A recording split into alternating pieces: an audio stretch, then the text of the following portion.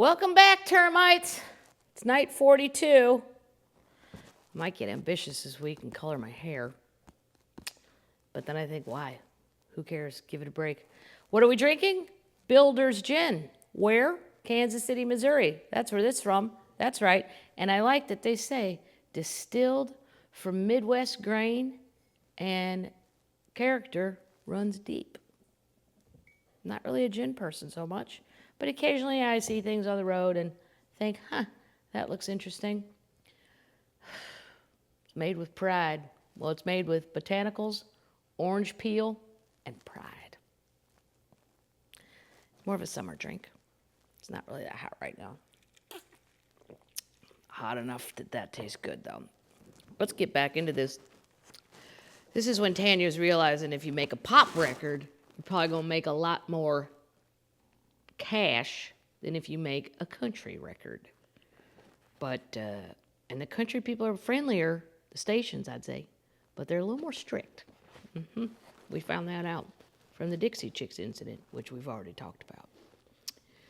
Would You Lay With Me was released in January 1974, and it was immediately met with opposition from several radio stations. Some went as far as to ban the song, and the record label learned that some preachers in the country were using the song as an example of how country music was getting as evil as rock and roll. This is before Ozzy Osbourne bit off the head of a bat, or so they say. They didn't even know how evil rock and roll was going to get. They didn't even know about death metal. There's a lot more evil in store. My parents were quick to tell the press that they'd been against their, she's 15 now, 15-year-old daughter cutting the song in the first place. I felt I had to defend the song and the fact that I recorded it. On interview after interview, I said the same thing. It's not a bad song. It was written as a wedding vow.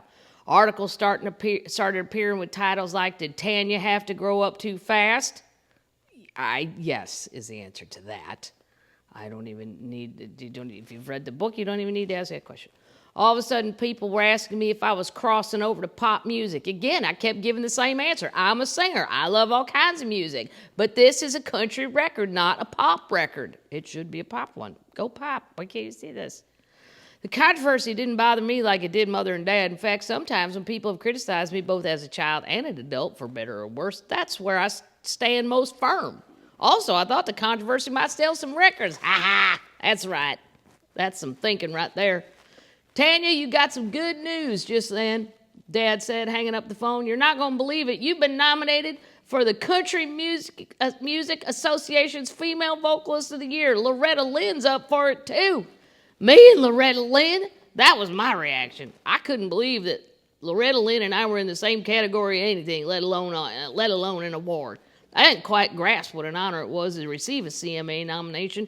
Just being mentioned in the same breath with Loretta was enough for me. We're going to read her book next, because if you think there's some hillbillified things going on in this book, whoo, buddy. But I'll tell you, if there's another pandemic rolling around, you want to be with Loretta Lynn, because she knows how to shoot a squirrel and clean it and have it on the dinner table by 5. Just saying.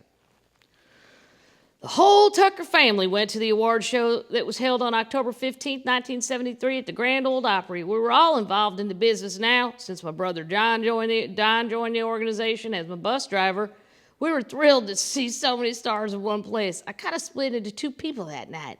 I was a nominee and accorded star status, but I was also a starstruck kid in awe of people that I didn't really understand were my peers. I wore a little blue chiffon dress to the awards, probably because I'd been so impressed with Connie Smith and her pink chiffon at the Opry. Loretta wore a blue and white flowered dress with a huge antebellum-style skirt, and she looked just like a fairy princess. Kind of a fairy hillbilly princess. I'm not sure that outfit would be the same one they'd put a Disney princess in at Disney World. Probably a little less of everything. It was the first time I'd seen her in person. It seemed like every singer I'd ever listened to on the radio was there. Tammy Wynette and George Jones looked like the definition of country stars. Tammy had on a sweeping blue beaded gown. George had on a light blue studded suit, which, by the way, if you ever have the time, in Nashville. I can honestly say I'm not the biggest country music fan. I mean, I'm like a hack. Like, I know the popular people, but I'm not really deep into it. But if you go to the Country Music Hall of Fame, it is worth the price of admission just to see the outfits. There are outfits in there that are inexplicable. I don't know who thought of them. I don't know how you think of that, and I certainly don't know how you make it. But wow, you talk about flair. It ain't my kind of flair, but they had it before anybody else, I would say. They really nailed flair. Worth the price of admission. Tanya. George had on a light blue suit. Loretta and Conway Twitty presented Male Vocalist Award to Charlie Rich. Maybelle Carter was there as one of my favorite, as well as my favorite intellectual, Tom T. Hall. I was part of a segment toward the beginning of the show called New Girls in Town with Barbara Mandrell, Barbara Fairchild, and Jeannie Pruitt. Johnny Cash hosted the show and introduced me when it was time for our part. Well, that had to be just crazy. The man himself, the man in black himself.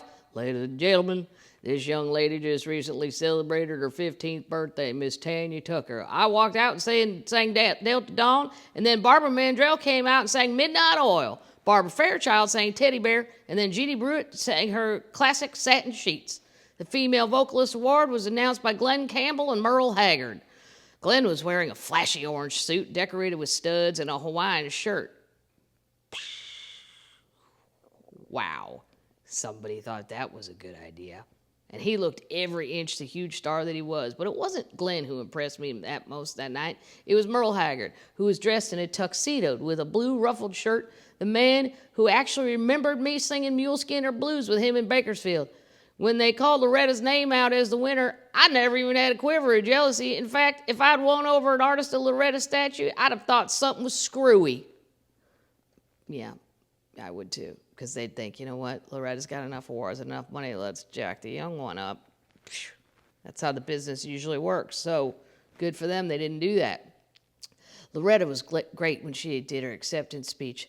All I could learn from her, and we all could learn from her, she walked out and said, I ain't going to take up all your time since I know we're running late. I'm just going to thank Owen Bradley, my A&R man, and all them DJs and all them folks who voted for me.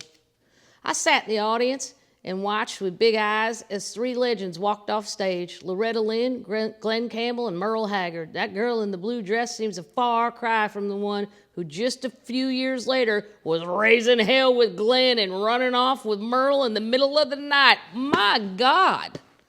You're with one, you're running around with the other. It's a good place to stop for tonight. I'm back into American Coven, as I've said. If you've never seen American Horror Story, I tried to watch Asylum. That was too frightening. Then I tried to watch Roanoke, and then I was too scared to be alone in my house. I think there's something very wrong with Ryan Murphy. That doesn't mean bad wrong.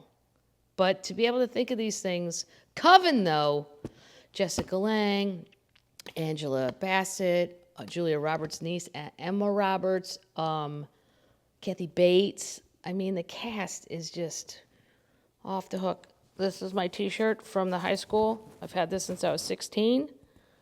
Lycée, I can't read it. I was an exchange student for 1 month to France, and this is the high school I was placed in. But then right when we got there, they had their spring break. What?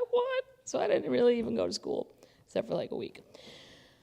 Okay, well, that's probably all we got for tonight, termites. So in the words of who? Ron White, what do we say? Night-night, termites.